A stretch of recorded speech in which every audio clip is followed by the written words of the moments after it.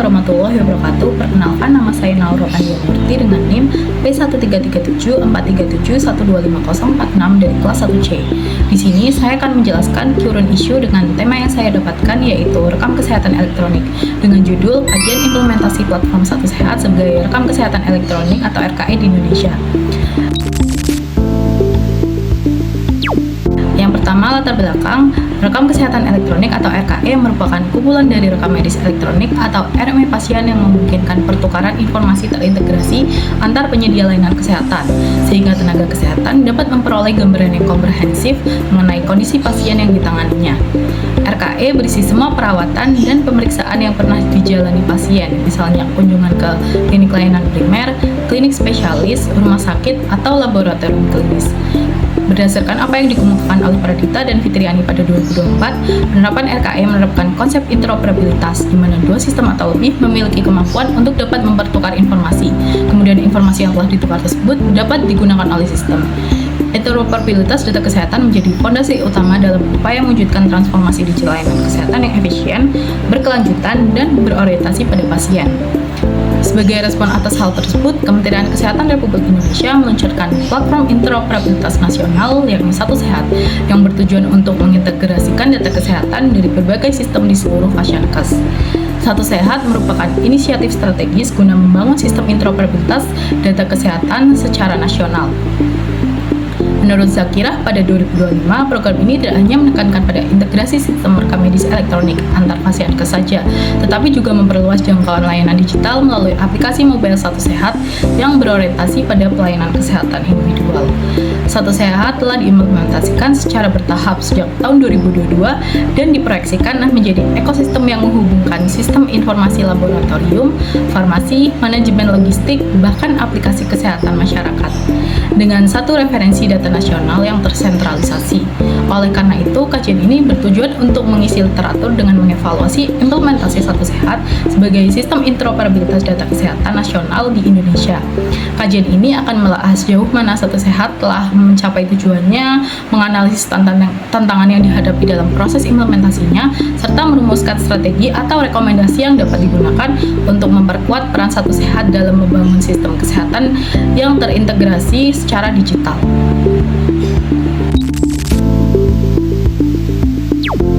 Dampak Satu Sehat terhadap Fasyankes, SDM kesehatan, dan masyarakat.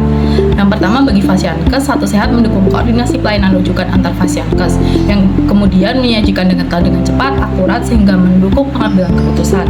Lalu juga meningkatkan kualitas pelayanan yang diberikan, meningkatkan kepuasan pasien, mengurangi kebutuhan sumber daya kertas, menghindari risiko kerusakan atau kehilangan data, serta kemudahan dalam proses pelaporan ke Kementerian Kesehatan, dan mendukung program pencegahan dan promosi kesehatan. Bagi SDM kesehatan, Satu Sehat bermanfaat untuk mengurangi beban pekerjaan administratif seperti beban pekerjaan pada pengelolaan rekam medis manual.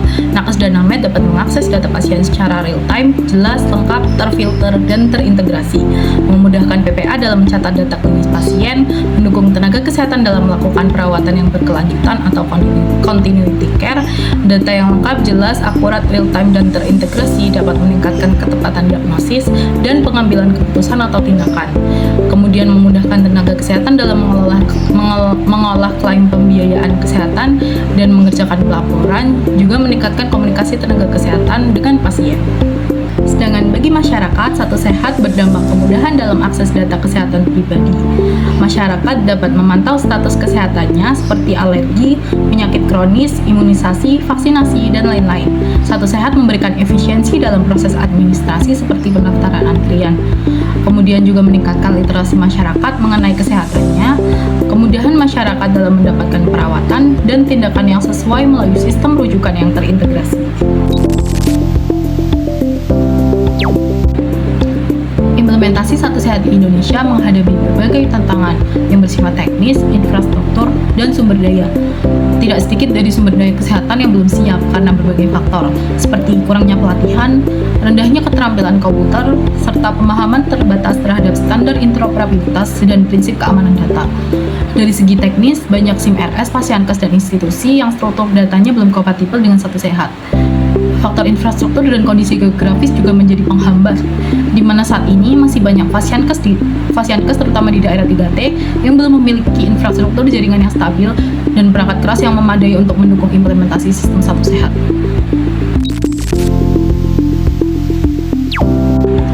Standar hukum atau aturan yang berlaku yang mengatur mengenai satu sehat ini ada dalam yang pertama, menurut Peraturan Menteri Kesehatan Nomor 24 Tahun 2022, seluruh fasilitas kesehatan diwajibkan untuk terhubung dengan platform Satu Sehat paling lambat tanggal 31 Desember 2023. Kemudian Keputusan Menteri Kesehatan Nomor HK.01.Menkes/133/2023 tentang integrasi data kesehatan nasional melalui Satu Sehat.